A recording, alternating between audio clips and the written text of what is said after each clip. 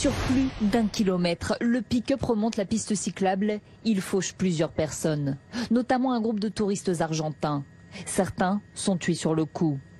Il est un peu plus de 15 heures, heure locale, lorsque le véhicule s'engage sur cette grande artère de Houston Street, le long de la rivière Hudson. J'ai entendu un bruit, alors j'ai regardé, j'ai vu un camion qui descendait la piste cyclable. Alors j'y suis allé, et là j'ai vu des corps allongés. Le véhicule poursuit sa course folle sur Chambers Street, où il entre en collision avec un bus scolaire. Une voiture et un bus scolaire se sont rentrés dedans. Des personnes dans le bus ont été blessées et un homme est sorti de sa voiture. Il est allé voir le conducteur qui a heurté le véhicule scolaire. Le conducteur sort alors de son pick-up, armé d'un fusil à air comprimé et d'un paintball. Un policier lui tire dessus et le blesse à l'abdomen. Le suspect est transporté dans un hôpital local. Je ne l'ai pas vu tirer sur quelqu'un ou percuter une personne avec sa voiture.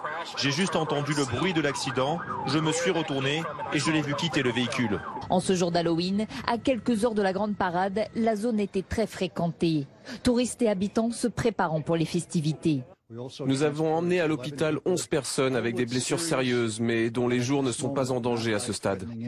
Le maire de New York, Bill de Blasio, a rapidement dénoncé, je cite, un acte de terrorisme lâche visant des civils innocents.